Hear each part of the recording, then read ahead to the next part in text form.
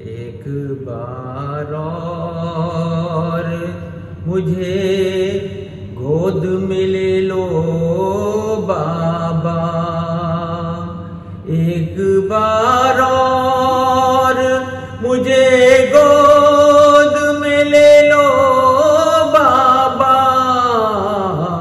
ایک بار اور مجھے گود میں لے لو بابا۔ واہ حسینہ کا ہوا شور حرم میں برپا، ہو کے رخصت جو چلے گھر سے چہے کرب و بلا، کہہ کے یہ دوڑی سکینہ کے ٹھہر جاؤ ذرا، ایک بار اور مجھے گود میں لے لو بابا۔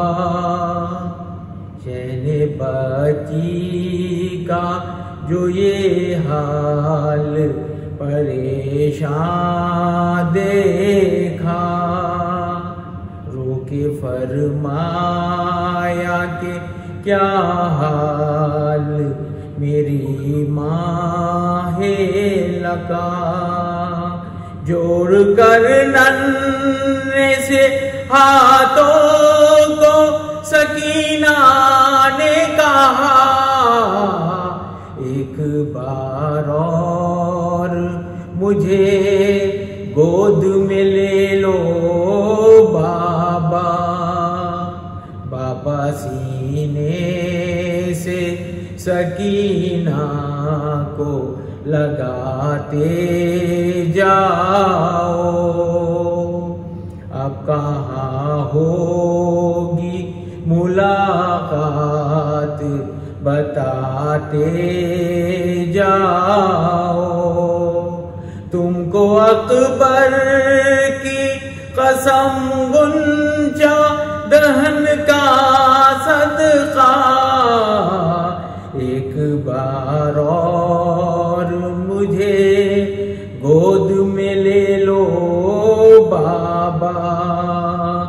اب میں پیاسی ہوں، نہ پانی کی ضرورت ہے مجھے، کوئی حاجت نہیں بس اتنی سی حسرت ہے مجھے، دیکھ لوں پھر سے جی بھر کے تمہارا چہرہ، ایک بار اور مجھے گود میں لے لو بابا۔ اپنی آغوش میں اے بابا چھپا لو مجھ کو، آخری بار کلیجے سے لگا لو مجھ کو، جیتے جی کہاں اب تمہیں پاؤں گی بھلا، ایک بار اور مجھے گود میں لے لو بابا، ایک بار اور صلوات۔ اے چاند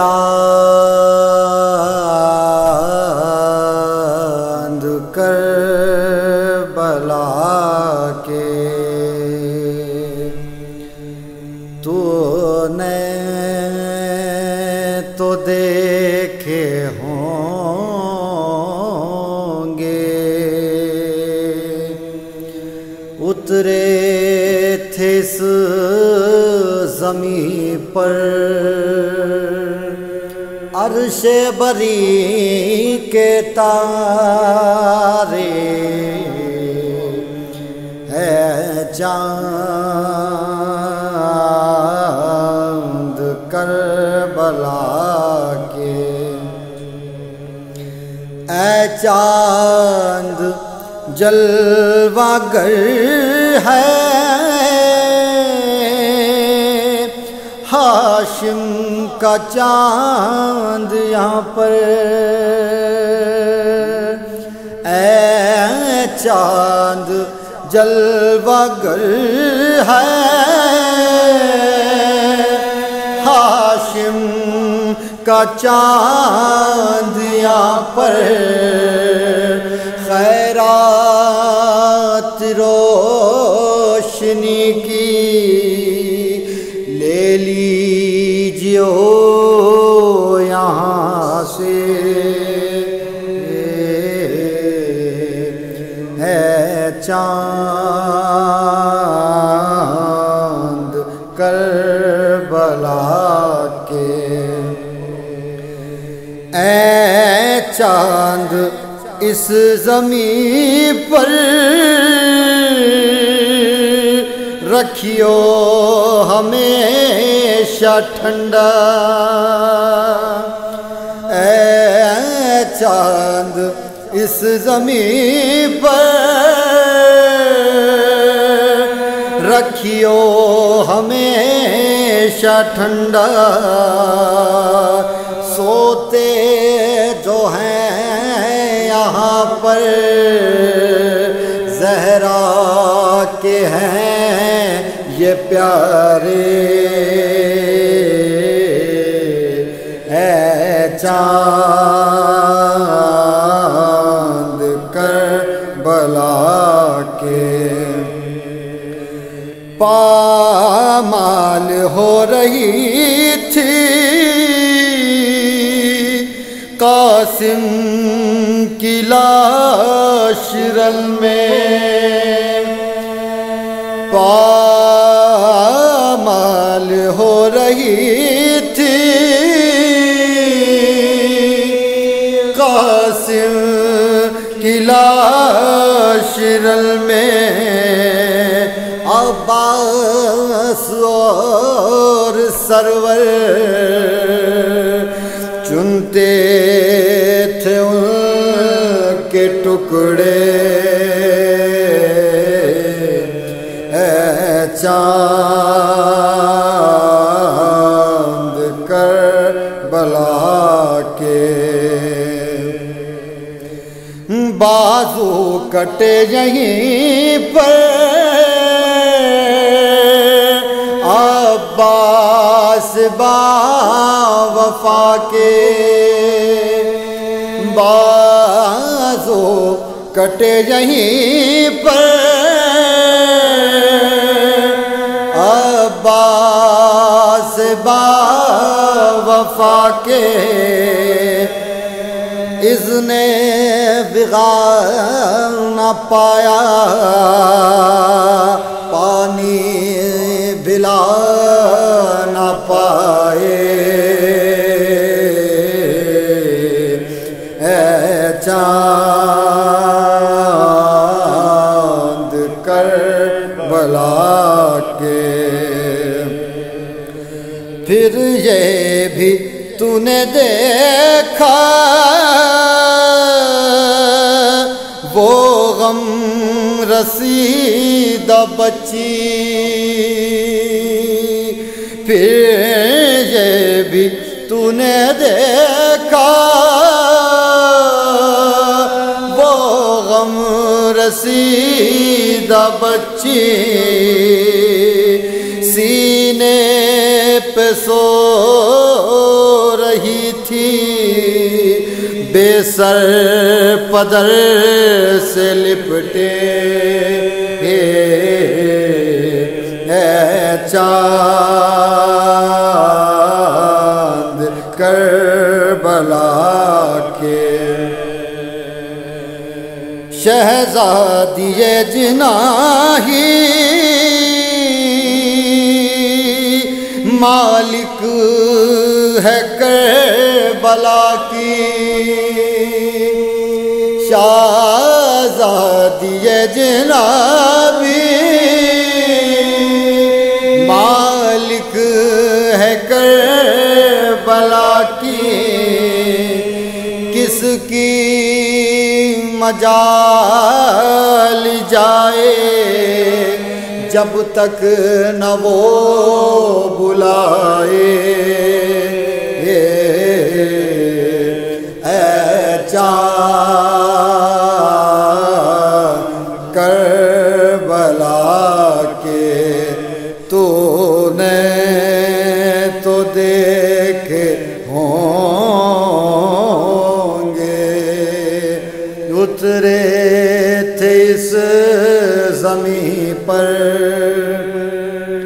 عرش بری کے تارے چاند فاتحہ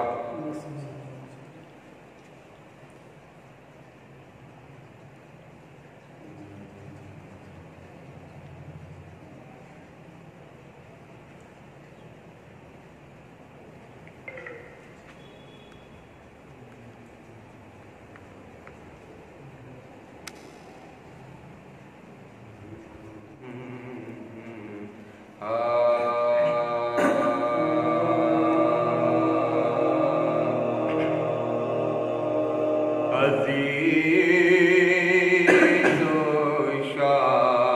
شام کے زندہ میں جب حرم آئے عجیب شان سے وہ کشتہ علم آئے حیا کے مارے کیے گردنوں کو ہم قدم قدم اٹھاتے غم و علم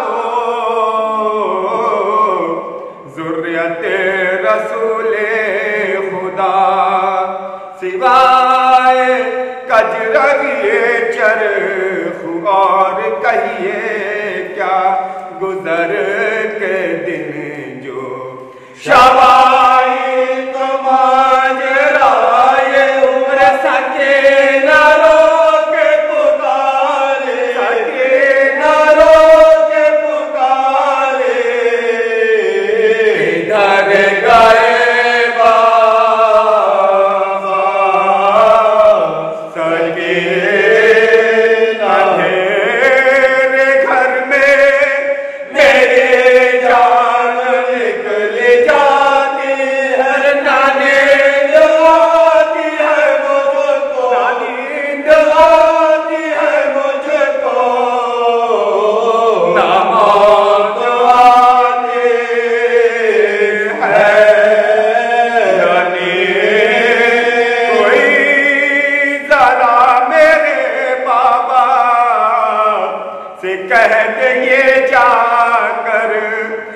سکینہ مرتی ہے حضرت کو کچھ نہیں ہے خبر چلے گئے ہیں چچا جان میرے ہائے میرے ذرا سکینہ کا احوال دیکھے تو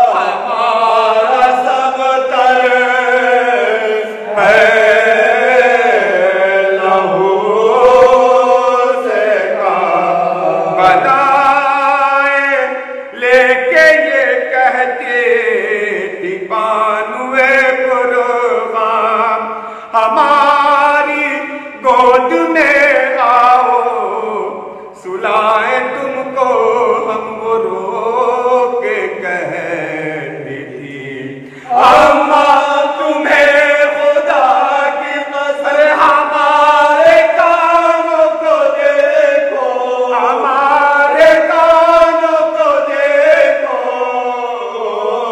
تو کس قدر ہے ورا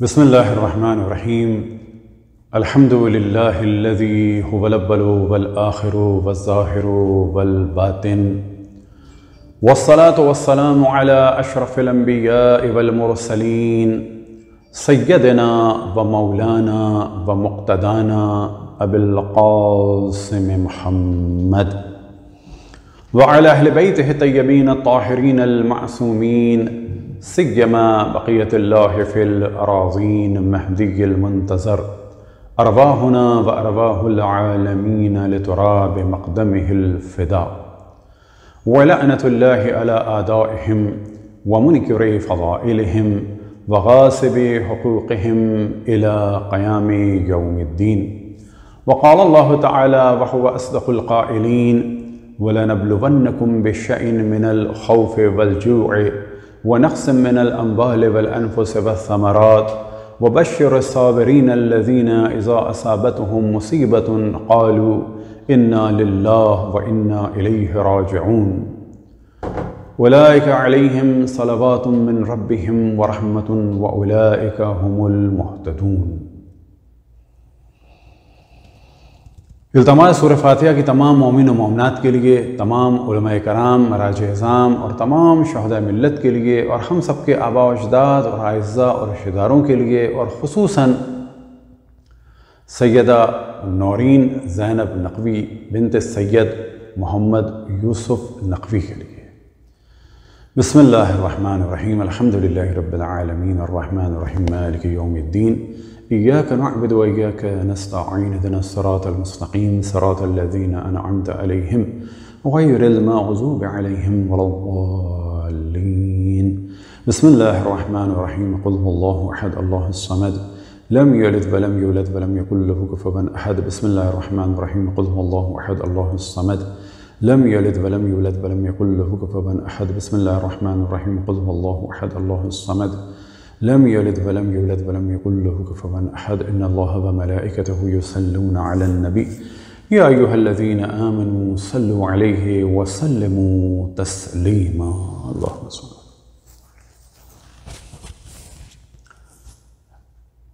ارشاد خداوند تبارک و تعالی ہے وَلَنَبْلُوَنَّكُمْ بِشَيْءٍ مِّنَ الْخَوْفِ وَالْجُوعِ وَنَقْصٍ مِّنَ الْأَمْوَالِ وَالْأَنفُسِ وَالثَّمَرَاتِ. ہم ضرور تمہارا امتحان لیں گے. خوف کے ذریعے سے، کچھ خوف کے ذریعے سے، بھوک کے ذریعے سے، جانوں مالوں اور ثمرات کے نقصان اور ضائع ہونے کے ذریعے سے. اے میرے حبیب تم بشارت دے دو ان صبر کرنے والوں کو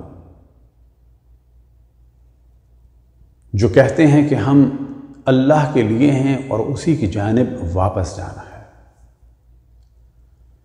یہی وہ لوگ ہیں کہ جن پر اللہ سبحانہ و تعالیٰ کی جانب سے سلام ہے اور درود ہے، اور یہی وہ لوگ ہیں جو ہدایت یافتہ ہیں. یہ 3 آیات ہیں سورہ بقرہ کی، آیت نمبر 155، 156 اور 157.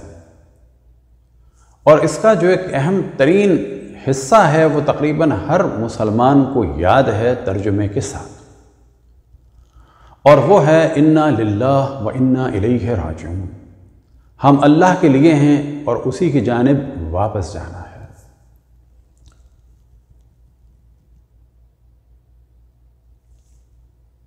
یہ وہ حصہ ہے کہ جس سے ہمیں یہ علم ہوتا ہے کہ ہم اس دنیا کے نہیں ہیں. ہم آئے ہیں، ہمیشہ سے یہاں نہیں تھے،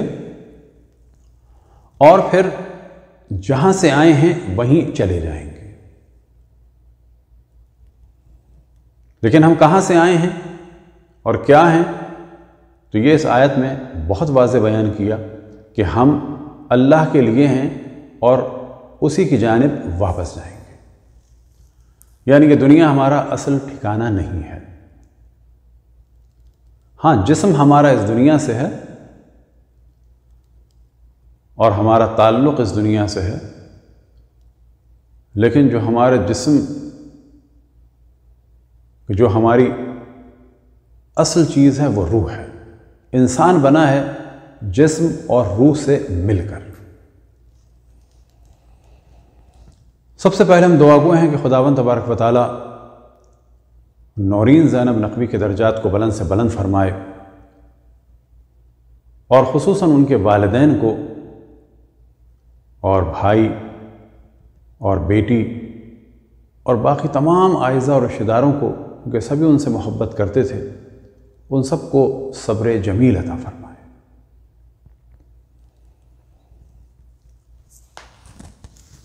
ہماری ملاقات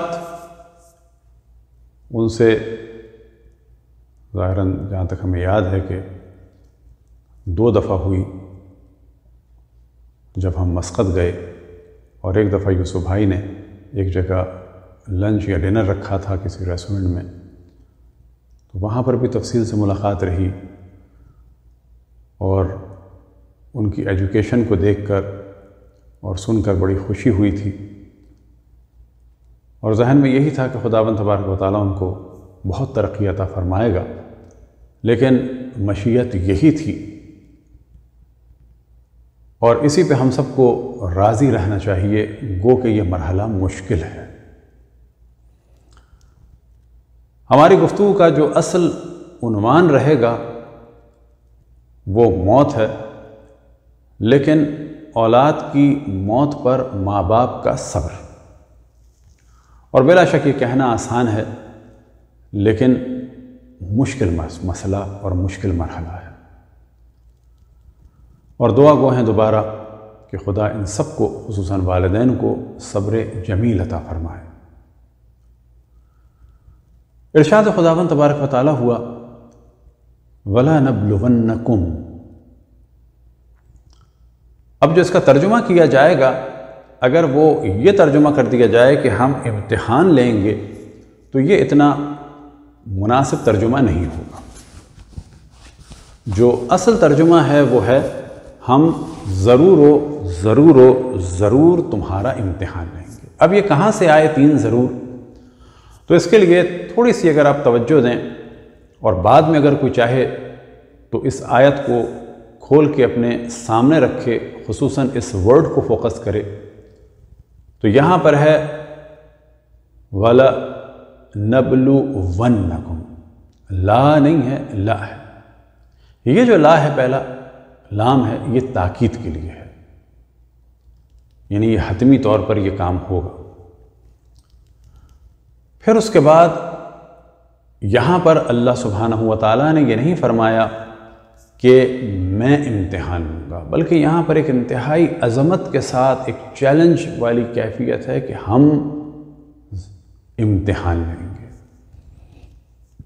آخر میں 2 نون ہیں کہ جنہیں کہا جاتا ہے نون تاکید ثقیلہ، یعنی 2 بھاری نون، وَلَنَبْلُوَنَّ۔ یہاں پر 2 اور تاکیدیں آ گئیں، یعنی میں امتحان لوں گا یہ نہیں ہے، ہم امتحان لیں گے یہ اصل ورڈ ہے، لیکن اس سے پہلے ایک لام آ گیا اور آخر میں 2 عدد نون آ گئے، تو یہاں پر مفہوم کیا ہو جائے گا کہ ہم ضرور تمہارا امتحان لیں گے، یہ اس کا ترجمہ ہو جائے گا۔ کس چیز کے ذریعے سے امتحان لیں گے؟ بِشَيْءٍ مِّنَ الْخَوْفِ، کچھ خوف کے ذریعے سے، وَالْجُوعِ، بھوک کے ذریعے سے، وَنَقْصٍ مِّنَ الْأَمْوَالِ وَالْأَنفُسِ وَالثَّمَرَاتِ، اور جانوں اور مال اور ثمرات کے کم ہونے کے ذریعے سے یا ضائع ہونے کے ذریعے سے ہم تمہارا امتحان لیں گے۔ اب اس کے بعد امتحان کا مرحلہ تو ہو گیا۔ ارشاد خداوند تبارک و تعالیٰ ہوا وَبَشِّرِ الصَّابِرِينَ الَّذِينَ إِذَا أَصَابَتْهُمْ مُصِيبَةٌ قَالُوا إِنَّا لِلَّهِ وَإِنَّا إِلَيْهِ رَاجِعُونَ۔ اے میرے حبیب تم بشارت دے دو ان صبر کرنے والوں کو کہ جب ان پر مصیبت آتی ہے تو وہ کہتے ہیں کہ ہم اللہ کے لیے ہیں اور اسی کی جانب واپس جانا ہے۔ اب اس کے بعد کا مرحلہ کیا ہے؟ اولئک علیہم صلوات من ربہم ورحمۃ، یہی وہ لوگ ہیں کہ جن پر خداوند تبارک و تعالیٰ کی جانب سے سلامتی ہے، اور یہی وہ لوگ ہیں کہ جو ہدایت یافتہ ہیں۔ بس اگر کسی پر کوئی مشکل آئے اور مشکل آنے کے بعد وہ اللہ کا مطیع و فرما بردار رہے، جس طرح سے خصوصاً یوسف بھائی اور ان کی مسز اللہ سبحانہ و تعالیٰ کے شکر گزار ہیں، مطیع و فرما بردار ہیں، تو اس کے معنی کیا ہیں کہ ان پر ہر وقت اللہ سبحانہ و تعالیٰ کی جانب سے رحمتیں ہیں، برکتیں ہیں، اور ہمیں بتایا جا رہا ہے کہ یہ ہدایت یافتہ ہیں، کیونکہ یہ ایک مشکل مرحلہ برداشت کر کے اللہ کے ایک امتحان سے گزر کر ثابت قدم رہے۔ اب یہاں پر ہم توجہ دلائیں کہ یہ زندگی در حقیقت امتحان ہی کے لیے بنی ہے۔ الذی خلق الموت والحیات لیبلوکم ایکم احسن عملا، اور وہ کہ جس نے موت اور حیات کو خلق کیا تاکہ تمہارا امتحان لیا جائے کہ تم میں سے بہتر عمل کرنے والا کون ہے۔ بس یہ ذہن میں رہے کہ یہ جو غلط فہمی ہے کہ امتحان فقط انبیاء کا ہوتا ہے اور ائمہ کا ہوتا ہے، یہ غلط ہے بالکل۔ یہ زندگی بنی ہی امتحان کے لیے ہے۔ الذی خلق الموت والحیات، اور وہ کہ جس نے موت اور حیات کو خلق کیا۔ اب اس آیت میں خداوند تبارک و تعالی موت کو اختتام کے طور پر پیش نہیں فرما رہا، بلکہ موت کو پہلے ذکر فرما رہا ہے تاکہ ہم یاد رکھیں کہ موت آنی ہے، جبکہ ذکر ایسا ہونا چاہیے تھا الذی خلق الحیات والموت، کیونکہ پہلے حیات ہے پھر موت ہے، لیکن یہاں پر جو فصاحت و بلاغت کا ایک جلوہ ہے، پہلے موت کا ذکر ہے پھر حیات کا ذکر ہے، کیونکہ موت ایسی چیز ہے کہ جس کو انسان بھولنا چاہتا ہے یا بھول جاتا ہے، اور اگر جانتا بھی ہے تو اس کی حقیقت سے آشنا نہیں ہے، لہٰذا تعلیمات اسلامی میں بہت توجہ دلائی گئی ہے موت کی جانب۔ دعا ہے کہ خداوند تبارک و تعالی ہم سب کو توفیق عطا فرمائے کہ ہمیں یقین ہو جائے کہ ہمیں مرنا ہے۔ جاننا الگ موضوع ہے، یقین ہونا الگ موضوع ہے۔ مثال کے طور پر ہم یہ جانتے ہیں کہ ہمیں موت آنی ہے، اور ہم یہ بھی جانتے ہیں کہ اگر کسی بس اسٹینڈ پر ہوں یا اسٹیشن پہ ہوں یا ایئرپورٹ پر ہوں اور وہاں پر تھوڑی دیر کے لیے رکے ہوں، تو کیونکہ ہمیں یقین ہوتا ہے کہ ہم یہاں تھوڑی دیر کے لیے ہیں، تو اس جگہ کی تیاری بھی اسی طرح سے ہوتی ہے۔ مثال کے طور پر اگر کسی کنیکٹنگ فلائٹ ہے 2 گھنٹے کے لیے کسی ایک ایئرپورٹ پہ، تو کوئی اس سے کہے کہ یہاں 2 گھنٹے کے لیے گھر لے لو یا کراکری لے لو، کوئی کٹلری لے لو، کوئی پردے لے لو، کوئی فرنیچر لے لو، تو وہ نہیں لے گا، کیوں کہ یہاں ہم 2 گھنٹے کے لیے ہیں۔ تو جہاں انسان جتنے عرصے کے لیے ہوتا ہے وہ اسی کے حساب سے تیاری کرتا ہے، اور وہ تیاری بتا رہی ہوتی ہے کہ اس کو یقین ہے، کیونکہ ہمیں یقین ہے کہ یہاں ہم 2 گھنٹے کے لیے ہیں، تو ہم 2 گھنٹے جیسا کام کریں گے۔ ممکن ہے کوئی سمپل سا کھانا لے لیں یا کوئی بیٹھنے کے لیے کوئی چیز لے لیں۔ مثال کے طور پر کسی کی کمر میں شدید درد ہے تو وہ کہے گا کہ یہاں 2 گھنٹے بھی میرے لیے سخت ہیں، کوئی ایک کشن وغیرہ ہو تو لے لیں گے۔ تو جو بھی تیاری ہوگی وہ اسی یقین کے ساتھ ہوگی۔ تو دنیا میں بھی ہمیں اس بات کا یقین ہونا چاہیے کہ یہ ہمارے لیے دائمی جگہ نہیں ہے، یہاں آئے ہیں، کچھ دیر رکیں گے اور پھر آگے چلے جائیں گے۔ اور اسی طرح سے یقین ہونا چاہیے کہ ہماری زندگی ختم ہونے والی نہیں ہے، فقط ہم منتقل ہو رہے ہیں۔ لہٰذا اردو میں جو عام طور پر ہم لفظ استعمال کرتے ہیں انتقال،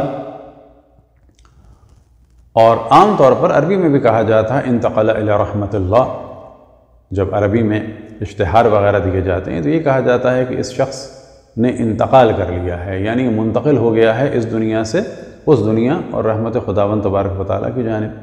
تو یہاں پر ہم یہ نہیں کہہ رہے کہ انسان ختم ہو گیا، بلکہ یہاں سے نئی زندگی شروع ہو رہی ہے، یعنی انتقال ہو گیا ہے اس دنیا سے اس دنیا کی جانب۔ اسی طریقے سے عربی میں کہا جاتا ہے رحلت، رحلت کے بھی یہی معنی ہے کہ یہ آگے ایک نئے سفر کے لیے چل دیا ہے۔ تو یہ وہ یقین ہے کہ وہ ہم سب کو ہونا چاہیے۔ اب ہم آتے ہیں کہ امتحان کے بارے میں ڈسکشن کریں۔ امتحان جو اللہ سبحانہ و تعالیٰ نے اس آیت میں ارشاد فرمائے وہ ہے وَلَنَبْلُوَنَّكُمْ بِشَيْءٍ مِّنَ الْخَوْفِ وَالْجُوعِ، خوف اور بھوک، وَنَقْصٍ مِّنَ الْأَمْوَالِ، اور اموال کا، وَالْأَنفُسِ وَالثَّمَرَاتِ، وَنَقْصٍ مِّنَ الْأَمْوَالِ وَالْأَنفُسِ وَالثَّمَرَاتِ، یعنی جانوں، مالوں اور ثمرات کے ذریعے سے تمہارا امتحان لیا جائے گا۔ اب روایات میں اس کو اس آیت کی یا ان 3 آیات کی جو تفسیر بیان ہوئی ہیں ان میں ایک مصداق بیان ہوا ہے، ظہور سے پہلے یہ امتحان عروج پر ہوگا۔ کون سا امتحان؟ یہی امتحان، یعنی بھوک بھی ہوگی، خوف بھی ہوگا، بھوک بھی، جانوں، مالوں اور ثمرات کا کے ضائع ہونے کا سلسلہ بھی عروج پر ہوگا۔ اور اس وقت صحیح معنی میں مومن وہ ہوں گے کہ جو خداوند تبارک و تعالیٰ کی رضایت پر راضی ہوں گے اور امام الزمان علیہ السلام کا انتظار کر رہے ہوں گے، پھر ان کا ساتھ دیں گے۔ لیکن بلا شک انبیاء علیہ السلام کے دور میں اور ان کے بعد ائمہ علیہ السلام کے دور میں ایسا نہیں ہے کہ جو بھی صراط مستقیم پر ہے تو اس کا امتحان نہیں ہے، بلکہ اس کا امتحان ممکن ہے کہ زیادہ ہو، تاکہ تمام دنیا کو یہ بات واضح ہو جائے کہ لوگ جو حق کی جانب آئے ہیں وہ فائدہ دیکھ کے نہیں آئے بلکہ مشکلات اٹھا رہے ہیں۔ اب یہ مشکلات اس صورت میں بھی ہو سکتی ہیں کہ حرام اور حلال کا خیال کر رہے ہیں، کیونکہ حرام حلال کا جہاں تک تعلق ہے انسان کے فائدے سے، تو دوسری جانب اس میں اللہ سبحانہ و تعالیٰ کی جانب سے ایک امتحان ہے کہ یہ واقعا صحیح معنی میں ہمارا بندہ ہے یا نہیں ہے۔ لیکن ہم توجہ دلا چکے الذی خلق الموت والحیات لیبلوکم ایکم احسن عملا، تو وہاں پر پتہ چلا کہ یہ پوری حیات جو ہے یہ امتحان کے لیے ہے۔ اب یہ امتحان کس قسم کا ہے؟ کبھی ہمارے ایکشن کے ذریعے سے ہے، کبھی ہمارے ری ایکشن کے ذریعے سے ہے۔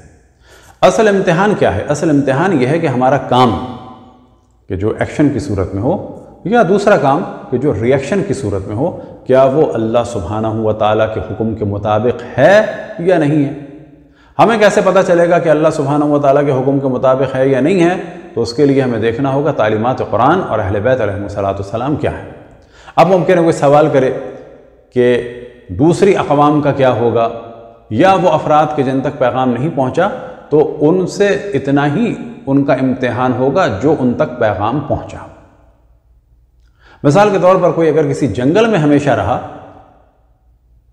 اور اس تک فرض کریں کہ جو ابھی کے جنگلات ہیں جہاں کوئی ان تک نہیں پہنچ پایا، فرض کر لیں بعض ایسے ہیں لوگ، تو ان کا کیا امتحان ہوگا؟ یا وہ لوگ جو 100 سال پہلے بعض غیر آباد ایسے علاقوں میں جہاں پر کلچر نہیں پہنچا تھا وہاں، تو ان کا کیا ہوگا؟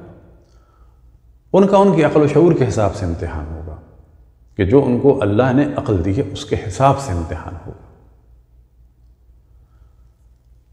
تو ہر شخص کا امتحان اس کی عقل اس کے شعور کے مطابق ہے، اور قیامت میں بھی اس کا حساب کتاب اس کی عقل اور اس کے شعور کے مطابق ہوگا۔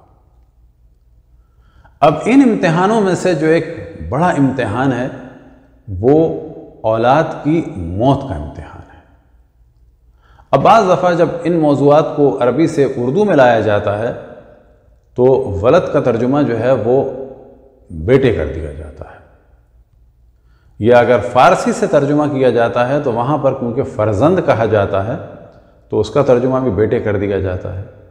لیکن ہم توجہ دلائیں کہ جب بھی اس قسم کی روایات میں ولد یا اولاد ہو تو وہاں پر مراد لڑکے یا لڑکیاں نہیں ہیں، وہاں پر مراد ہے بچے۔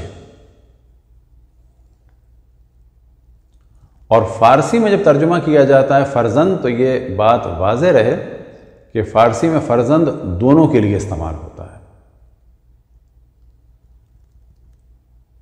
مرد کے لیے بھی اور خواتین کے لیے بھی، خصوصاً پرانی فارسی میں۔ مثال کے طور پر بعض دفعہ خواتین کے لیے بھی کہا جاتا ہے کہ یہ فرزند ہیں کس کی؟ فلانے شخص کی، تو وہاں پر فرزند ہو جاتا ہے کہ یہ اولاد ہیں ان کی یا ان کے بچوں میں سے ہیں۔ تو اصل جو ترجمہ اس ایسی روایات کہ جن میں اولاد کی موت کے امتحان کا ذکر ہے تو وہاں پر یہ ترجمہ جرنل ہوگا، یعنی لڑکے اور لڑکیاں کوئی بھی کسی بھی ایج کے۔ تو بلا شک ان امتحانوں میں سے جو بڑا امتحان ہے وہ اولاد کی موت کے ذریعے سے ہے، خصوصاً وہ اولاد کہ جو اچھی ہو، مطیع و فرما بردار ہو۔ گو کہ ہر بچہ ہی ماں باپ کو عزیز ہوتا ہے، چاہے وہ بظاہر برا بھی کیوں نہ ہو، لیکن ماں باپ کو ایک افسوس ہمیشہ ہوتا ہے۔ اب یہ اور بات ہے کہ اگر کوئی بہت زیادہ مطیع و فرما بردار اور اچھا ہو تو اس کا افسوس زیادہ ہوتا ہے۔ ایک روایت جو شہید ثانی کی ایک کتاب ہے مسکن الفؤاد، یعنی دلوں کو تسکین دینے والی کتاب، اور مخصوصاً اس کا موضوع ہے ان لوگوں کے دلوں کو تسکین دینے والی کتاب یا موضوعات کہ جن کے دل داغدار ہوئے ہیں اپنے بچوں کی موت کی وجہ سے۔ اس میں ایک روایت ہے کہ جب کسی مومن کی اولاد کی موت ہوتی ہے تو اللہ سبحانہ و تعالی ملائکہ سے سوال فرماتا ہے، اقبض ولد عبدی، آیا تم نے میرے بندے کے اولاد کی روح کو قبض کر لیا؟ ملائکہ جواب دیتے ہیں نعم۔ پھر اللہ سبحانہ و تعالیٰ کی جانب سوال ہوتا ہے، اقبض ثمر فؤاد عبدی، کیا تم نے میرے بندے کے دل کے سکون اور میوے کی روح کو قبض کر لیا؟ ملائکہ جواب دیتے ہیں نعم۔ پھر سوال ہوتا ہے اللہ سبحانہ و تعالیٰ کی جانب سے، فماذا قال عبدی، میرے بندے نے اس وقت کیا کہا؟ تو ملائکہ جواب دیتے ہیں، حمدک و استرجع، اس تیرے بندے نے اور بندی نے، یعنی جو اس مرنے والے بچے کے ماں باپ ہیں، انہوں نے کیا کیا؟ تیری حمد کی اور کہا انا للہ و انا الیہ راجعون۔ تو پھر اللہ کی جانب سے ندا آتی ہے کہ اس کے لیے کہ اس کے لیے بناؤ، کیا بناؤ؟ بیت الحمد، اس کے لیے جنت میں گھر بناؤ، اس کا نام کیا ہوگا؟ بیت الحمد۔ اب یہ بیت الحمد ایک خاص مقام ہے، درجہ ہے کہ جس کو ہم دنیا میں نہیں سمجھ سکتے۔ بالکل ویسے ہی جیسے کہ مقام محمود کیا ہے جنت میں رسول اللہ صلی اللہ علیہ وسلم کے لیے، آئمہ علیہ السلام کا کیا مقام ہے جنت میں، وہ ہم زبان پر لا سکتے ہیں، لیکن اس کو ہم محسوس اس دنیا میں نہیں کر سکتے، بلکہ جنت میں جا کے بھی ہم محسوس نہیں کر پائیں گے، کیونکہ ہم اس مقام پر نہیں ہیں۔ تو ایک وہاں پر مقام ہے اور ایک جگہ ہے بیت الحمد، اور یہ جو بیت الحمد ہے یعنی خداوند تبارک و تعالیٰ کے حمد و ثنا کی جگہ، یہ حمد و ثنا کا گھر۔ اب یہ جو حمد و ثنا کا گھر ہے، یہ ایسے مومنین کے لیے ہے جن میں بعض وہ ہیں کہ جن کے بچوں کی دنیا میں یا کسی ایک بچے کی موت دنیا میں ہوئی اور انہوں نے خداوند تبارک و تعالیٰ کا شکر ادا کیا، اور یہ ہمیں صفت نظر آتی ہے خود انبیاء میں بھی اور ائمہ علیہم السلام میں، کس طرح سے وہ صبر و شکر کرتے تھے۔ تو یہاں پر ہم کہیں گے کہ اگر کسی کے اولاد کی موت ہو گئی تو یہ بلا شک بڑا امتحان ہے۔ اب ہمیں دعا کرنی چاہیے کہ خداوند تبارک و تعالیٰ ہمیں بھی اس سخت امتحان سے محفوظ رکھے، لیکن اگر یہ امتحان قسمت میں لکھا ہو تو ہمیں اس امتحان سے کامیابی کے ساتھ گزار دے، یعنی جب یہ امتحان کا وقت آئے تو ہم اللہ سبحانہ و تعالیٰ کے مطیع و فرما بردار ہوں اور اس کے مخالف معاذ اللہ نہ ہو جائیں۔ حضرت ابراہیم علیہ السلام کے بارے میں ہم گفتگو کریں کچھ، کہ عام طور پر تصور یہ ہے کہ انبیاء کی دعا قبول ہوتی ہے فوراً، تو یہ تصور صحیح نہیں ہے۔ اصل تصور یہ ہے کہ دعا قبول ہوتی ہے، لیکن دعا قبول کرنے والا اللہ سبحانہ و تعالیٰ ہے، اور جس وقت وہ چاہتا ہے وہ دعا قبول ہوتی ہے جب اس کی مصلحت ہو۔ اور انبیاء علیہم السلام دعا کی قبولیت میں بھی عجلت نہیں فرماتے، یعنی یہ نہیں کہتے کہ یا اللہ تو فوراً دعا قبول کر۔ ان کا کام ہے دعا کرنا، قبول کرنا اللہ سبحانہ و تعالیٰ کا کام ہے، اور جب بھی وہ دعا قبول ہو جائے تو انبیاء علیہم السلام اور ائمہ علیہم السلام اس پر راضی و خوشنود رہتے ہیں۔ اب یہاں پر تصور کیا جائے کہ حضرت اسماعیل کی ولادت ہوئی تقریباً 97 کے جب تھے حضرت ابراہیم، اور بعض جگہ اس سے زیادہ عمر بیان ہوئی۔ تو اصل موضوع یہ نہیں ہے کہ کتنی عمر تھی، اصل موضوع یہ ہے کہ بالآخر حضرت اسماعیل کی ولادت جو ہے بڑھاپے میں ہوئی، اور بڑھاپا بھی کوئی ایسا نہیں کہ جو بالکل ابتدائی بڑھاپا ہو، یعنی ایسا بڑھاپا کہ اس زمانے میں بھی بچہ پیدا نہیں ہوتا تھا اس عمر کے افراد کے ہاں۔ لیکن سوال یہ پیدا ہوتا ہے کہ جب حضرت ابراہیم 97 یا 99 یا 100 سال کے بعد بھی بچے کے لیے دعا کر رہے ہیں، کیونکہ الگ الگ عمر بیان ہوئی ہے حضرت ابراہیم کی کہ کس وقت حضرت اسماعیل کی ولادت ان کے ہاں ہوئی، تو ہم اگر منیمم بھی لے لیں 97، تو سوال یہ پیدا ہوگا کہ جب آپ 97 کی ایج میں دعا کر رہے تھے بچے کی پیدائش کے لیے، تو کیا 25 اور 30 اور 35 اور 40 اور 50 اور 55 اور 60 اور 65 میں دعا نہیں کی تھی؟ دعا تو اس وقت بھی کی تھی لیکن قبول نہیں ہوئی۔ کب قبول ہوئی تو کب ہوئی؟ بالکل ایک آخر عمر میں، اور جب بچے کی ولادت ہو گئی تو حضرت ابراہیم کو اللہ سبحانہ و تعالیٰ کی جانب سے کیا حکم ہوا کہ اب ان دونوں کو سرزمین مکہ میں اس بیابان میں چھوڑا۔ اب یہ امتحان ہے کہ ان کو چھوڑا، اور اجازت نہیں ہے رکنے کی، کبھی کبھی آتے ہیں اور دیکھ کے چلے جاتے ہیں۔ اور وہاں پر پھر یہ پورا واقعہ ہوا کہ صفا اور مروہ کے درمیان حضرت ہاجرہ ادھر سے ادھر گئیں کہ جب وہ ڈھونڈ رہی تھیں کہ کس جانب سے کوئی قافلہ نظر آئے، لہٰذا ایک دفعہ جاتی تھی ایک بلندی پہ اور پھر وہاں پر دیکھتی تھی کوئی قافلہ تو نہیں ہے، پھر ایک پورے ایریے کو انہوں نے جیسے فوکس کر لیا، پھر اس کے بعد واپس آئیں، دوسرے ایریے کو دیکھا، دوسرے پہاڑ پر آئیں اور وہاں پر دیکھا، پھر اس کے بعد واپس وہیں گئیں کہ شاید اب کوئی آتا ہوا نظر آئے۔ تو اس طرح سے آپ بے چین رہیں یہاں تک کہ حضرت اسماعیل علیہ السلام کے قدموں سے پانی کا چشمہ پھوٹا اور تدریجاً وہاں پر لوگ آباد ہونا شروع ہو گئے۔ لیکن حضرت ابراہیم کو رکنے کی اجازت نہیں ہے۔ اب جب یہ ذرا سے بڑے ہوئے، نوجوانی میں قدم رکھا، تو حضرت ابراہیم اور بوڑھے ہو چکے ہیں، اور اب ان کو حکم ہے کہ اس بچے کو قربان کرو۔ یہ حکم ہے حضرت ابراہیم کا۔ اب یہ حضرت ابراہیم کون ہیں کہ جنہوں نے پرچم توحید کو بلند کیا؟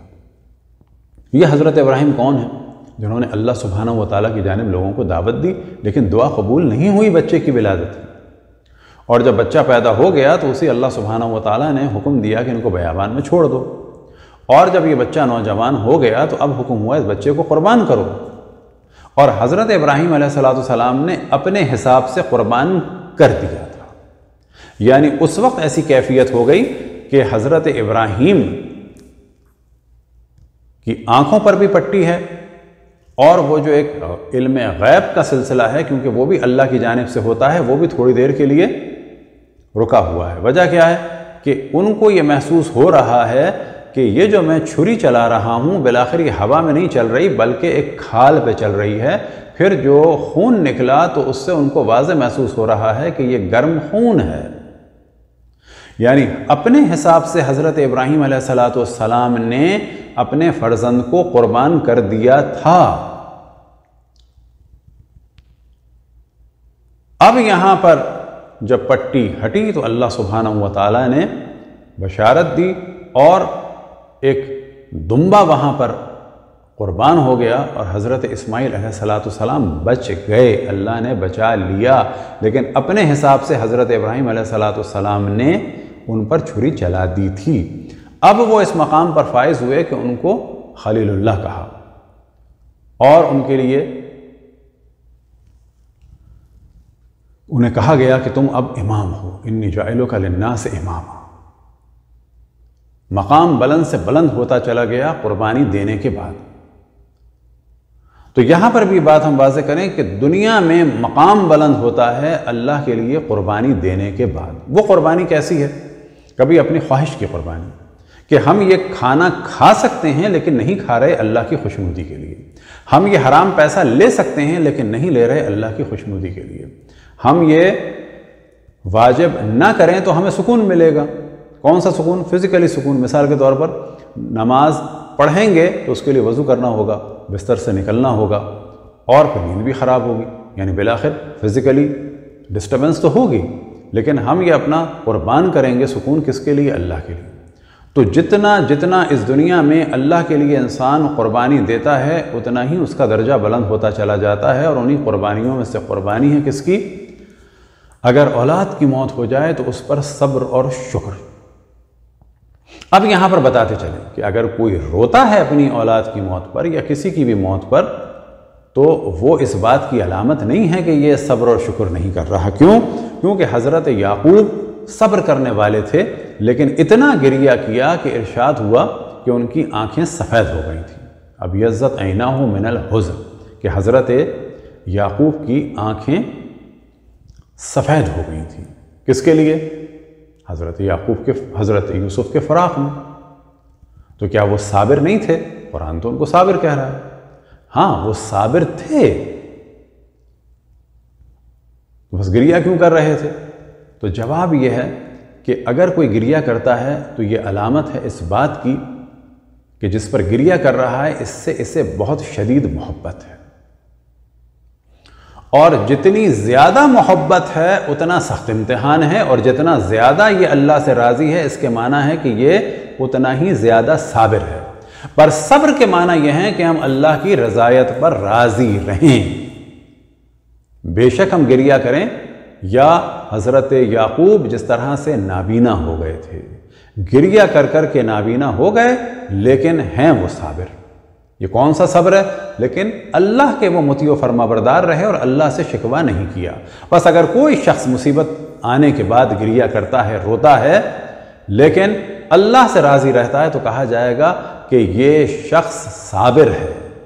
لیکن اگر کوئی شخص گریہ نہیں کرتا لیکن اللہ سے شکوہ کرتا ہے تو کہا جائے گا کہ بے شک یہ شخص گریہ نہیں کر رہا لیکن یہ صابر نہیں ہے، کیونکہ اللہ کے حکم پر راضی نہیں ہے۔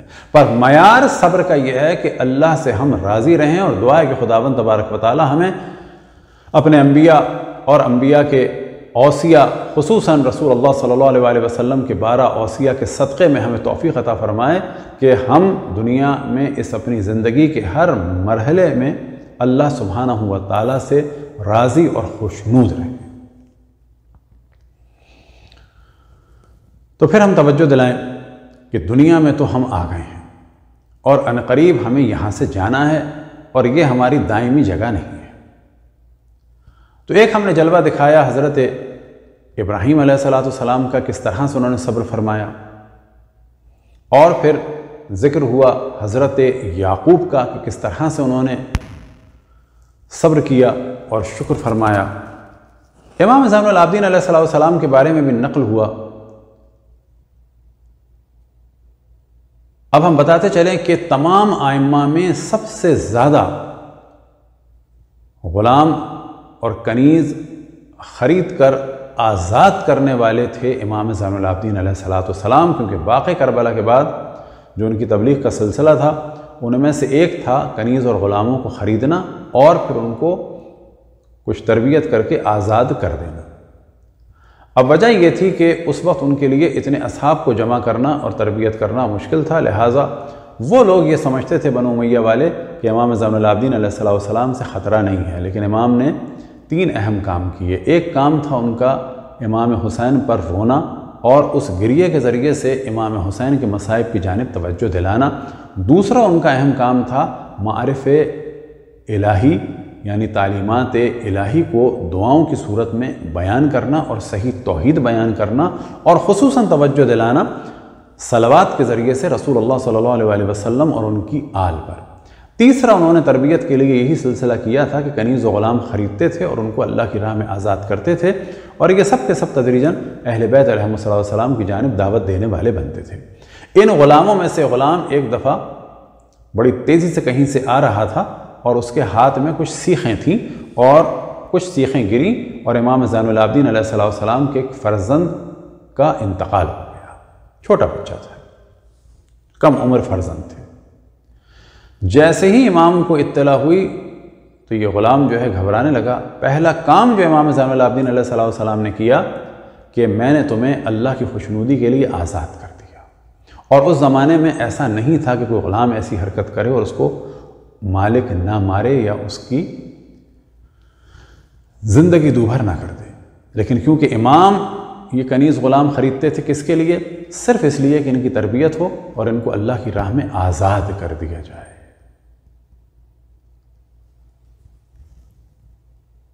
تو امتحانوں میں سے ایک شدید امتحان ہے اولاد کے ذریعے سے، اسی طرح سے بیماریوں کے ذریعے سے بھی ہے۔ اور روایت میں نقل ہوا کہ اگر کوئی شخص جاگتا ہے سحر و لیلتن، کہ ایک رات کا جاگنا، ایک مومن کا ایک رات کا جاگنا، من علم و وجع، یعنی درد یا بیماری کی وجہ سے، اب اگر اس رات کو یہ جاگے اور جاگ کر اللہ سے راضی رہے تو کیا ہے یہ پورے سال کی عبادت سے افضل ہے۔ وجہ کیا ہے؟ اصل وجہ یہ ہے کہ پوری رات کی عبادت اگر کوئی کرتا ہے، اس کا ثواب اگر کسی کو حاصل کرنا ہو، اور کبھی اس کی آنکھ کھل جائے رات کو درد کی وجہ سے، یا وہ جاگتا رہے رات کو درد اور پریشانی کی وجہ سے، لیکن اس کے دل میں یہ ہو کہ یہ اللہ کا امتحان ہے، میں راضی ہوں، جہاں مجھے اللہ نے اتنی نعمتیں دی وہاں ایک میرا یہ بھی امتحان ہے، تو ایسے شخص کا یہ رات کو جاگنا اس کی سال اور بعض جگہ اور مدت بیان ہوئی کہ کئی سال کی عبادت سے افضل ہے۔ کون سی عبادت؟ جو پوری رات جاگ کر انجام دی جائے۔ بس اصل معیار جو امتحان کا ہے وہ اللہ سبحانہ و تعالیٰ سے راضی اور خوشنود رہنے کا ہے، کہ ہم راضی رہیں۔ بے شک روئیں، یہ رونا علامت ہے کہ ہمیں بہت زیادہ رغبت ہے۔ یہ جو اس وقت بعض مذاہب اسلامی میں رونے کے بارے میں کہا جاتا ہے کہ جی نہ رو، ہم یہ دیکھتے ہیں کہ رسول اللہ صلی اللہ علیہ وسلم خود جب ان کے فرزند کی وفات ہوئی تو آپ گریہ فرما رہے تھے، اور ان کے لوگوں میں سے بھی کچھ لوگ جو صحیح معنی میں اسلام سے آشنا نہیں تھے، انہوں نے بھی رسول اللہ صلی اللہ علیہ وسلم پر اعتراض کیا کہ آپ رو رہے ہیں؟ تو آپ نے فرمایا ہاں، آنکھوں سے آنسو جاری ہیں لیکن ہم کچھ بھی اللہ کے خلاف نہیں کہتے۔ تو یہاں پر واضح ہو گیا کہ آنکھوں سے آنسو جاری ہوں لیکن اگر ہم اللہ سے راضی ہیں اور اللہ کی مشیت کے خلاف نہ دل میں کچھ تصور کرتے ہیں نہ زبان پہ کچھ لاتے ہیں، تو یہ عین سنت رسول اللہ صلی اللہ علیہ وآلہ وسلم ہے۔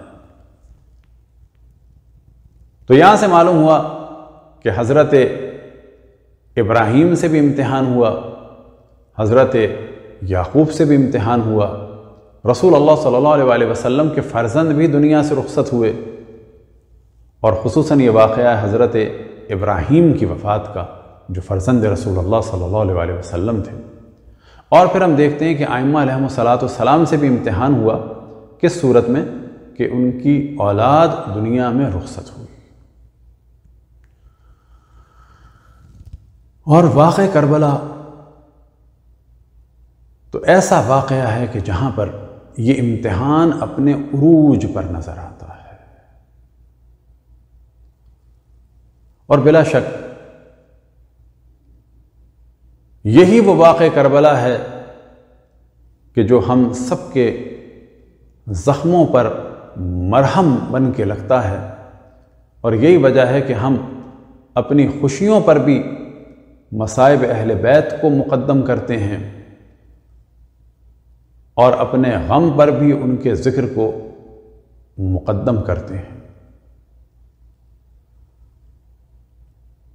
یہ جو واقعات کربلا بیان ہوتے ہیں اگر دقت کی جائے تو تمام دنیا میں سب سے زیادہ اگر کوئی امتحان خدا کے واقعات بیان کرتا ہے کہ اللہ سبحانہ و تعالیٰ نے امتحان لیے اپنے بندوں سے، تو وہ ہم بیان کرتے ہیں، یعنی شیعہ۔ اور اس میں بھی جو مصائب ہیں جہاں ان سے ایک طرف ہمیں علم ہوتا ہے کہ رسول کی آل کے ساتھ کیا ہوا اور کن لوگوں نے کیا، اور یہ بیان کرنا ضروری ہے، تو دوسری جانب ہمیں ان کی سیرت سے یہ بتایا جاتا ہے، روش سے یہ بتایا جاتا ہے کہ اگر یہ مصائب پڑیں تو پھر کیا کیا جائے۔ ایک بات جو میں محرم میں ہمیشہ کہتا ہوں کہ ہمیشہ ہم نے دیکھا ہے کچھ نہ کچھ لوگ سوال کرتے ہیں شیعوں سے کہ آپ لوگ عزاداری کیوں کرتے ہیں؟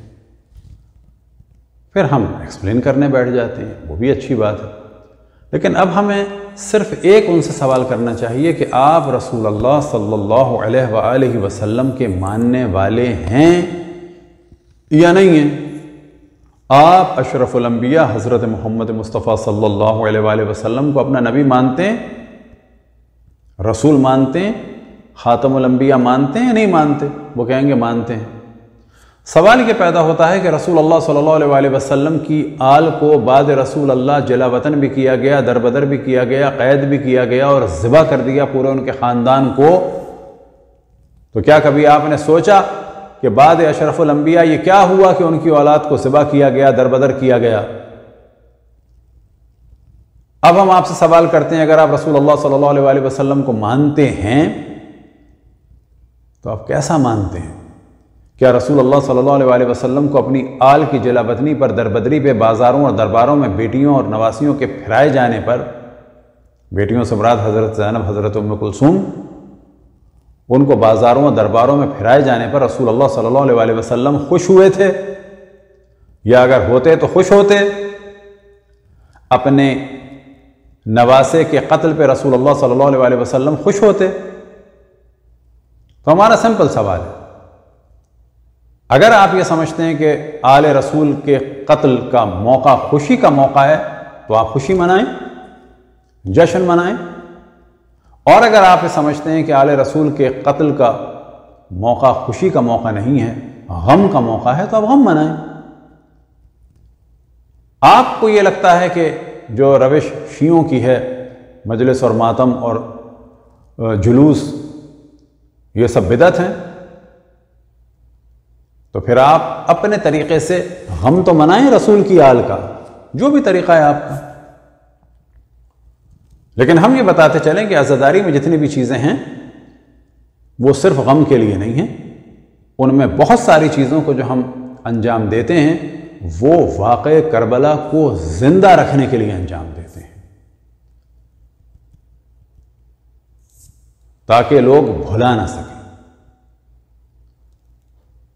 اس وقت بھی ہمارا جو موضوع چل رہا ہے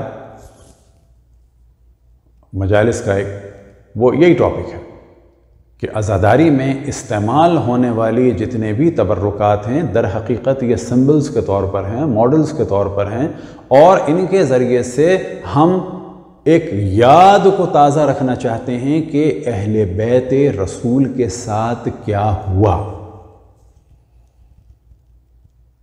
بعض دفعہ میں کہا جاتا ہے جی اب اہل بیت کا بڑا ذکر کرتے ہیں۔ ہاں ہم اہل بیت کا ذکر کرتے ہیں، لیکن کس کے اہل بیت؟ رسول اللہ کے اہل بیت۔ آپ اہل بیت کا ذکر نہیں کرتے، کس کے اہل بیت؟ اپنے رسول کے اہل بیت کا۔ جی آپ آل کا ذکر کرتے ہیں، ہاں آل کا ذکر کرتے ہیں، کس کی آل؟ آل محمد کا۔ آپ نہیں ذکر کرتے، کس کی آل کا ذکر نہیں کرتے؟ آل محمد کا۔ ہم غم مناتے ہیں رسول اللہ کی آل کے ذبح ہونے پر، آپ خوشی مناتے ہیں رسول اللہ کی آل کے ذبح ہونے پر۔ شرم آنی چاہیے آپ کو کہ آپ مسلمان ہو کہ ہم سے سوال کر رہے ہیں کہ جی مسلمانوں کے نبی کی آل کو ذبح کر دیا گیا تو آپ غمگین کیوں ہیں؟ بھائی ہمارے نبی کی آل کو ذبح کیا ہے، ہم غم نہیں منائیں گے تو کیا کریں گے؟ چلیں آپ یہ ڈسکس کر لیں کہ یہ آپ کا طریقہ غلط ہے، لیکن ہم آپ سے یہ کہیں گے کہ جو آپ کا طریقہ ہے اس کے حساب سے غم تو منائیے۔ اب یہاں پہ پروپیگنڈا ہوتا ہے ہر سال کہ جی جو ان کے نام سے کھانا ہے وہ کھانا غلط ہے کیونکہ غیر اللہ کے نام سے ہے۔ سوال یہ پیدا ہوتا ہے جب تم اپنے بچوں کی شادی میں کھانا کرتے ہو یا برتھ ڈے میں کھانا کرتے ہو تو کیا کیا کہ کھانا کرتے ہو؟ یہ کیک کس کے لیے آیا ہے؟ یہ بیٹے کی برتھ ڈے کے لیے۔ یہ کیک کس کے لیے آیا ہے؟ بیٹے کی جاب کے لیے۔ تو کیا یہ غیر اللہ کے لیے کھانا ہے؟ یہ کیک کھانا حرام ہے؟ عقل کے اندھوں، وہاں پر جب آیت میں موضوع آتا ہے کہ وہ جانور جو اللہ کے نام کے علاوہ ذبح کیا گیا ہو، کوئی بھی جانور ہم اللہ کے نام کے علاوہ ذبح نہیں کرتے، سب بسم اللہ کہہ کے ذبح کرتے ہیں، اور جانور کے علاوہ کی بات نہیں ہے وہ۔ بس جو برتھ ڈے کا کیک ہے وہ جانور نہیں ہے، لیکن اگر آپ سے پوچھا جائے یہ کیک کس لیے ہے؟ یہ بیٹے کی برتھ ڈے کا ہے، کیا یہ حرام ہو جائے گا؟ یہ کیک کس لیے ہے؟ مٹھائی کس لیے ہے؟ جی بیٹے کو جاب ملی ہے، یہ اس کی منگنی کی ہے، یہ اس کے نکاح کی ہے، یہ اس کے عقیقے کی ہے، کیا یہ حرام ہو جائے گی؟ یہ تمام شور جو نواسب کرتے ہیں، دشمن اہل بیت کرتے ہیں، صرف اس لیے کرتے ہیں کہ اہل بیت کا ذکر نہ ہو۔ ہماری پوری کوشش ہوتی ہے کہ نبی اور آل نبی کے مصائب کو بیان کیا جائے، ان کی پوری کوشش ہوتی ہے نبی اور آل نبی کے مصائب کو بیان نہ کیا جائے۔ بس یہ پوری زندگی امتحان کی صورت میں ہے۔ خداوند تبارک و تعالیٰ کا ارشاد ہوا، لن تنالوا البر حتى تنفقوا مما تحبون تم نیکی کے مقام پر اس وقت تک فائز نہیں ہو سکتے جب تک جن چیزوں سے تم محبت کرتے ہو ان میں سے کچھ اللہ کی راہ میں قربان نہ کر دو۔ اب یہ چیزیں کیا کیا ہیں؟ جو بھی ہماری چیز ہے، اپنا وقت ہمیں قربان کرنا ہے اللہ کی اطاعت کے لیے، اپنی زندگی ہمیں قربان کرنی ہے اللہ کی اطاعت کے لیے، اپنی خواہشات کو ہمیں قربان کرنا ہے اللہ کی اطاعت کے لیے، اپنے مال کو قربان کرنا ہے اللہ کی اطاعت کے لیے۔ لیکن خدا کا یہاں پر حکم تھا لن تنالوا البر حتى تنفقوا مما تحبون، کہ جن چیزوں سے تم محبت کرتے ہو ان میں سے کچھ قربان نہ کر دو۔ لیکن امام حسین علیہ السلام نے کچھ نہیں قربان کیا بلکہ اپنا سب کچھ قربان کر دیا، اور اس قربانی کا جلوہ جو نظر آتا ہے وہ میدان کربلا میں نظر آتا ہے۔ اجرکم علی اللہ۔ امام حسین نے اپنا جب سب کچھ قربان کر دیا تو ذکر کیا جائے گا اپنے اصحاب کو، اپنے انصار کو، اپنے بھائیوں کو، اپنے بھتیجوں کو، اپنے بیٹوں کو، اپنے بھانجوں کو، اور کیا قربان کیا؟ اپنا سر بھی دے دیا۔ اور کیا قربان کیا؟ تو کہا جائے گا کہ اپنی بہنوں کی چادروں کو بھی قربان کر دیا، یعنی جانتے تھے کہ نانا کے دین کو بچانے کے لیے مجھے کیا کیا قربانیاں دینی ہوں گی۔ اجرکم علی اللہ۔ کربلا کے وہ بچے کہ جو دنیا سے چلے گئے ماؤں کے سامنے، عصر عاشور کس طرح سے اس وقت ہم کہہ سکتے ہیں، لیکن ماں کی کیفیت کو کوئی نہیں جان سکتا، باپ کی کیفیت کو کوئی نہیں جان سکتا۔ دعا کرتے ہیں کہ شہدائے کربلا، اسیران کربلا کے صدقے میں نورین کے دونوں والدین کو اور باقی اعزاء کو صبر جمیل عطا فرمائے، اور اس صبر کے ذریعے سے رسول اللہ اور اہل بیت علیہم السلام کا مزید قرب عطا فرمائے، جنت میں اور اس دنیا میں بھی جناب سیدہ سلام اللہ علیہا سے مزید ان کی والدہ کو قرب عطا فرمائے۔ عصر عاشور بچے قتل ہوئے، انہی میں سے ایک تھیں حضرت مسلم کی صاحبزادی عاتقہ، کہ جب خیموں پہ حملہ ہوا تو وہ بھی شہید ہوئی۔ وہ بیٹی تھی مولا امیر المومنین کی رقیہ بنت علی کی بیٹی۔ رقیہ بنت علی کی شادی ہوئی تھی جناب حضرت مسلم ابن عقیل سے۔ ان کی بیٹی بھی کربلا میں شہید ہوئی، ان کے بیٹے بھی شہید ہوئے۔ اجرکم علی اللہ۔ اسی کربلا میں مولا امیر المومنین کی ایک صاحبزادی تھی ختیجہ بنت علی، جن کی شادی ہوئی تھی عبد الرحمن ابن عقیل سے، یعنی مسلم ابن عقیل کے بھائی سے۔ ان کے 2 بچے بھی عصر عاشور ان کی میتیں ملیں، شب شام غریبہ ان کی میتیں ملیں، کہ جن میں سے ایک کا نام تھا سعد اور ایک کا نام تھا عقیل۔ اسی وقت کے جب خیمے تاراج ہوئے تو ایک بچہ خیمے سے نکلا اور مقاتل میں بیان ہوا کہ میں نے دیکھا کہ حسین کے خیمے سے ایک بچہ نکلا کہ جو 6-7 سال کا تھا، اس کی زلفیں بکھری ہوئی تھیں اور کان میں ایک گوہر تھا کہ میں آج تک نہیں بھولوں گا کہ وہ ہل رہا تھا اور بچہ پریشان تھا، ادھر ادھر دیکھ رہا تھا۔ اس بچے کا نام تھا محمد ابن ابو سعید ابن عقیل۔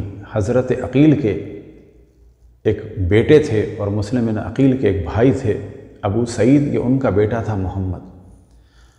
اب یہ پریشانی کے عالم میں نکلا اور اس پر ایک وار ہوا اور یہ بچہ اسی تاراجی خیام کے وقت دنیا سے رخصت ہو گیا، شہید ہو گیا۔ مصائب ہم جناب حضرت علی اکبر کے پڑھیں گے، لیکن ماؤں کے اور کتنے زخم لگے۔ تو وہیں مقتل میں بیان ہوا کہ امام حسن کی نسل سے بھی 2 بچیاں تھیں کہ جو ظاہراً ان کے کسی صاحبزادے کی بیٹیاں تھیں، کہ ایک کا نام تھا ام الحسن اور دوسری کا نام تھا ام الحسین، اور بعض جگہ بیان ہوا ام الحسن و ام الخیر۔ یہ 2 بچیاں بھی تاراجی خیام کے وقت شہید ہوئیں۔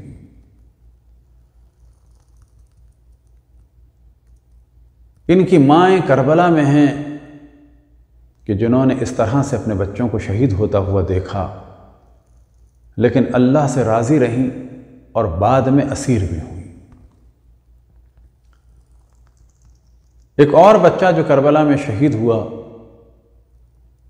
وہ تھے جناب عبداللہ ابن حسن، کہ جب امام حسین زمین پہ تشریف لائے تو یہ بچہ دوڑتا ہوا خیمے سے نکلا جو 11-12 سال کا تھا۔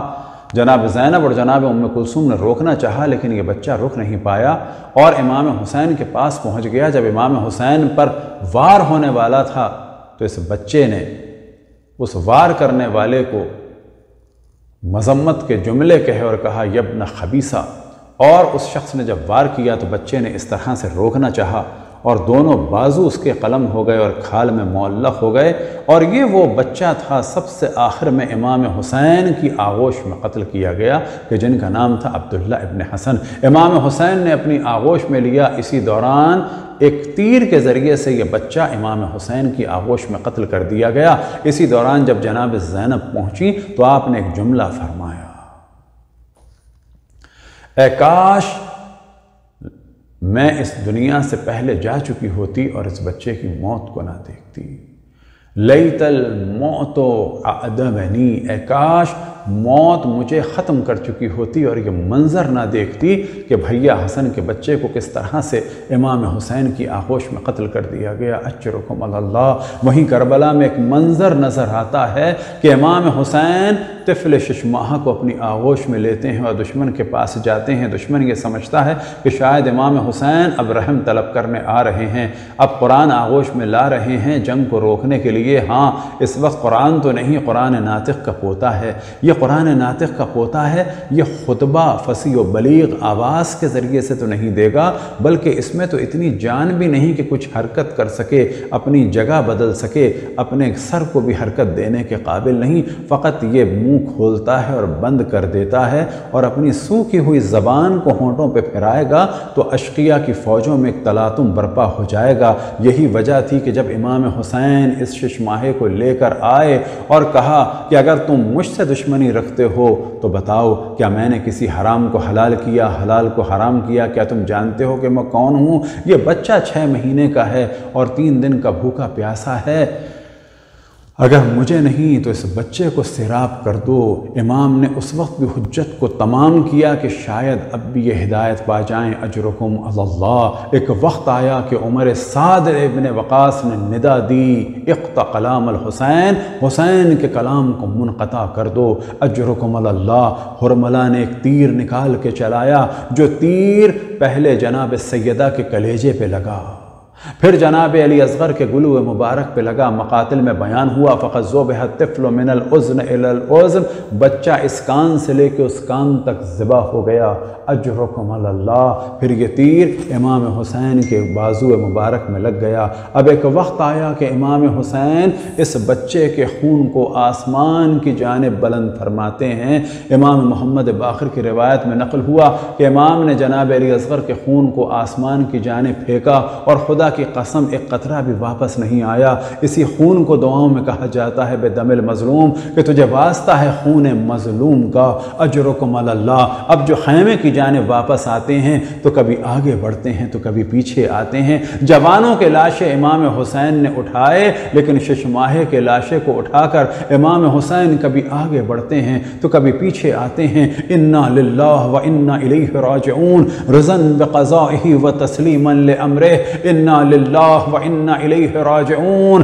اب ہاں مومنوں، مصائب بیان کروں اس علی اکبر کے کہ جو شبیہ پیغمبر تھے۔ ہاں مومنوں، جب امام حسین جناب علی اکبر کو رخصت کرنا چاہ رہے تھے تو اللہ سبحانہ و تعالیٰ کو مخاطب کر کے ارشاد فرمایا، اللہم اشہد قد برز علیہم غلام اشبہ الناس بنبیک خلقا و خلقا و منطقا و اذا اشتقنا الى نبیک نظرنا الیہ۔ یا اللہ، اب وہ جوان جا رہا ہے جو سب سے زیادہ تیرے نبی سے شباہت رکھتا ہے، شکل میں، صورت میں، کردار میں، گفتار میں جب ہم چاہتے تھے کہ تیرے نبی کا دیدار کریں تو اس جوان کو دیکھتے تھے۔ اب مصائب سے پہلے ایک دو چیزیں بیان کروں کہ جناب حضرت علی اکبر نے جنگ سے آنے کے بعد امام حسین سے پانی طلب کیا۔ کیا انہیں علم نہیں تھا کہ پانی نہیں ہے؟ ہاں انہیں علم تھا کہ پانی خیموں میں نہیں ہے، بچے بھی پیاسے ہیں، لیکن کیونکہ جناب علی اکبر شبیہ رسول اللہ تھے اور بچپن میں جب بھی کچھ وہ مانگتے تھے تو امام حسین احترام رسول اللہ میں معجزے کے ذریعے سے ان کو عطا فرماتے تھے۔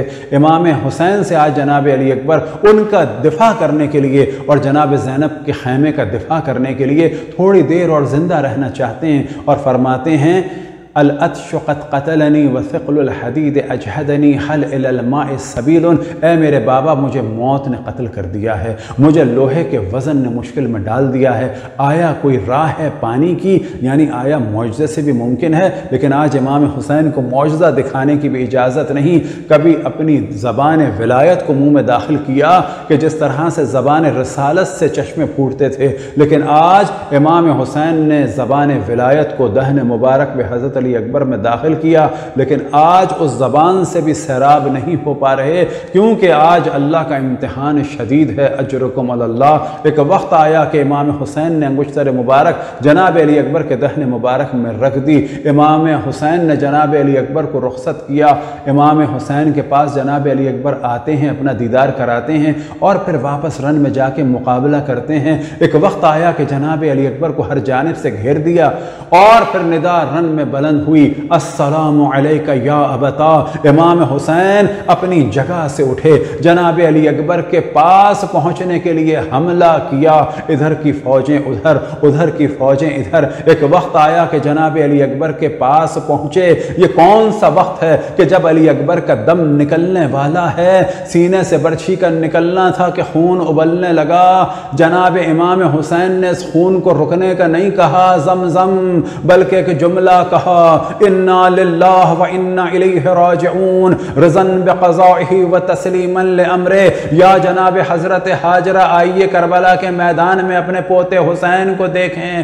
کل جناب اسماعیل ایڑیاں رگڑ رہے تھے، پانی کا چشمہ قدموں کے پاس سے ابلا تو آپ نے گھبرا کے کہا زمزم رک جا رک جا، لیکن آج سینہ علی اکبر سے خون کا چشمہ ابل رہا ہے، لیکن یہ آپ کا پوتا حسین زمزم نہیں کہہ رہا، بلکہ ایک جملہ زبان سے بلند ہوا، انا للہ و انا الیہ راجعون، رضا بقضائہ و تسلیما لامرہ، انا للہ و انا الیہ راجعون۔ علی اکبر دنیا سے رخصت ہو گئے۔ جناب زینب کے بارے میں بیان ہوا کہ گریہ کرتی ہوئی نکلی، ابنی ابنی یا اخیا وابن اخیا، اے میرے بیٹے، اے میرے بیٹے، اے میرے بھائی اور اے میرے بھائی کے لال۔ اپنے آپ کو جناب علی اکبر کے جسم مبارک پہ گرایا۔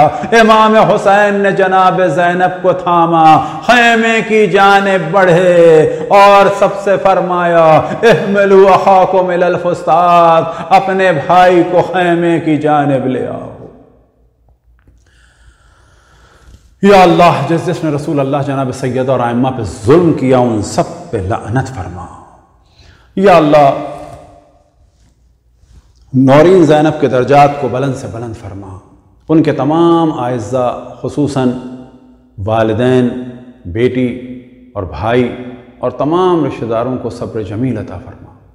یا اللہ، جو صبر کیا ہے یوسف بھائی نے اور 7 سال مکمل ہونے والے ہیں اس صبر کے سلسلے کو، اور جس طرح سے یہ خدا کی ابھی بھی عبادت کر رہے ہیں دونوں، یا اللہ ان کے درجات اور دنیا آخرت میں بلند فرما۔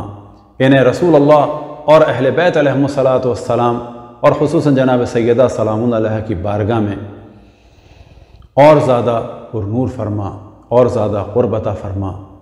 ہمیں اپنی اپنے رسول، اپنی حجتوں خصوصاً امام زمان علیہ السلام کی معرفت اور اطاعت کی توفیق عطا فرما۔ امام کے ظہور میں تعجیل فرما۔ جتنے مومنین دنیا میں جہاں جہاں ہیں سب کو امام کا قرب عطا فرما، ہم سب کو ان کے اصحاب اور انصار میں شامل فرما۔ التماس سورہ فاتحہ کی سیدہ نورین زینب نقوی بنت سید محمد یوسف نقوی کے لیے۔ بسم اللہ الرحمن الرحیم، الحمدللہ رب العالمین، الرحمن الرحیم، مالک یوم الدین، إياك نعبد وإياك نستعين اهدنا الصراط المستقيم صراط الذين أنعمت عليهم غير المغضوب عليهم ولا الضالين. بسم الله الرحمن الرحيم. قل هو الله أحد الله الصمد لم يلد ولم يولد ولم يكن له كفوا أحد. بسم الله الرحمن الرحيم. قل هو الله أحد الله الصمد لم يلد ولم يولد ولم يكن له كفوا أحد. بسم الله الرحمن الرحيم. قل هو الله أحد الله الصمد لم يلد ولم يولد ولم يكن له كفوا أحد. إن الله وملائكته يصلون على النبي يا أيها الذين آمنوا صلوا عليه وسلموا تسليما. افسوس نبی زادیوں کا شام میں جانا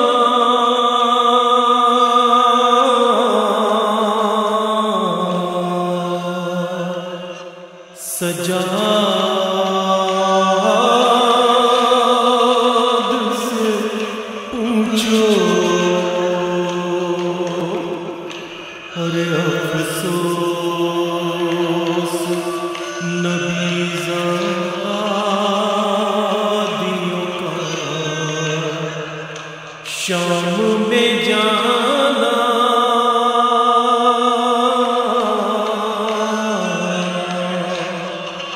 سجاد سے پوچھو اور سر ننگے ہو ماں بہنوں کا بازار میں جانا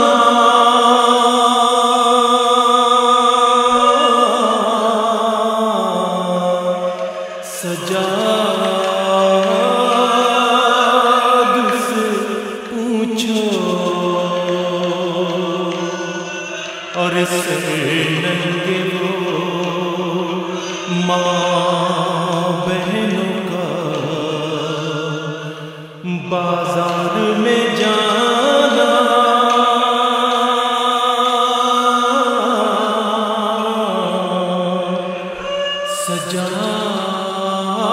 سجاد سے پوچھو اور چھپتی تھی نبی زادی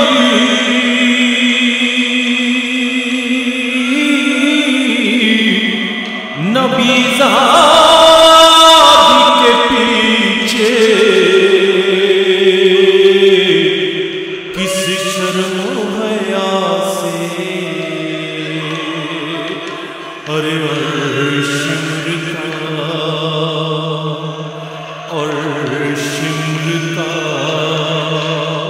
ان بیویوں کے نام بتانا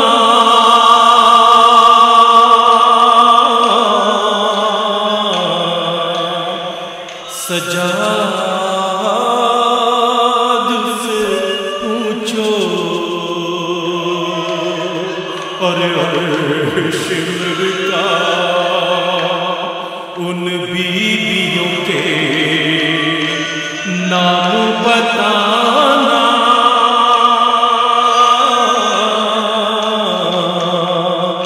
سجاد سے پوچھو اور بیٹھے ہوئے دربار میں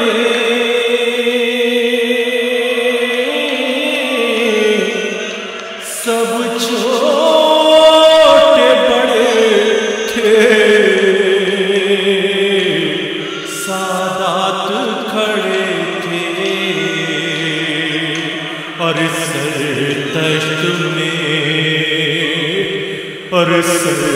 تشت میں رکھا ہوا زینب کو دکھانا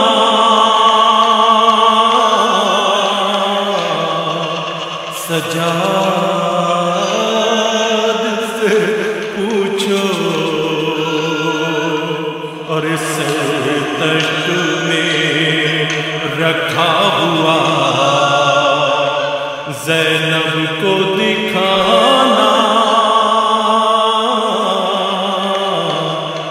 سجاد سے پوچھو اور جب دختر شبیر نے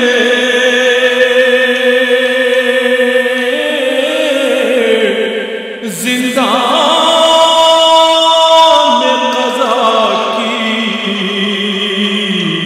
آفت کی گھڑی تھی اور وہ ننھی سی میت بندھے ہاتھوں سے اٹھانا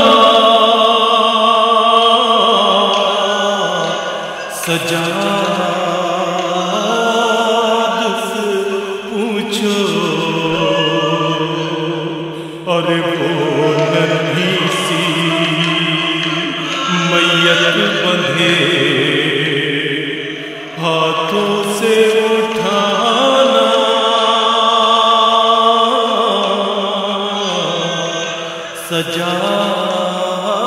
سجاد سے پوچھو ہر وہ شام علم اور وہ تماچوں کی وہ بوچھار ہر وہ بچی کے رخسار ارے عباس کو رو رو کے سکینہ کا بلانا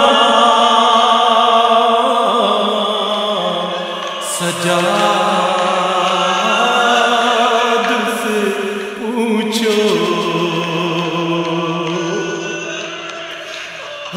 عباس کا رو رو کے سکینہ کا بلانا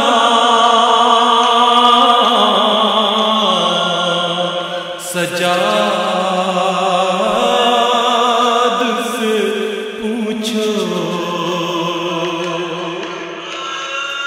ہر ظالم لمحے سرور پہ چھڑی مار رہا تھا وہ وقت جب تھا اور اس وقت چھپی بہنوں سے اشکوں کو چھپانا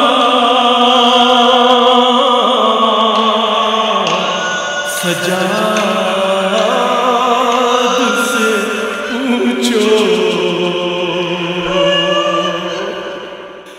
اور اس وقت چھپی بہنوں سے اشکوں کو چھپانا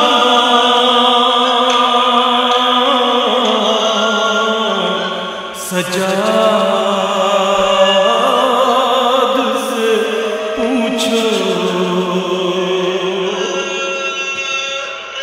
ہر سر باپ کا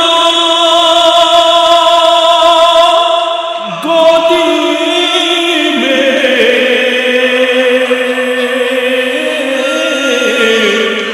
لیے مر گئی بچی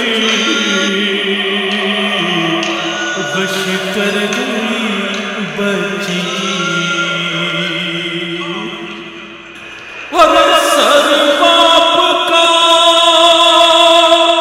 گودی میں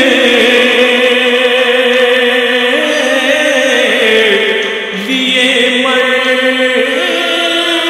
گئی بچی غش کر گئی بچی اور باپ کے اور باپ کے سکینہ کا ہٹانا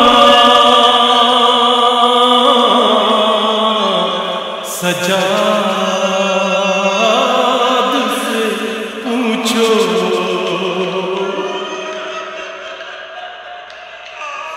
اور منہ باپ کے منہ پر سے سکینہ کا ہٹانا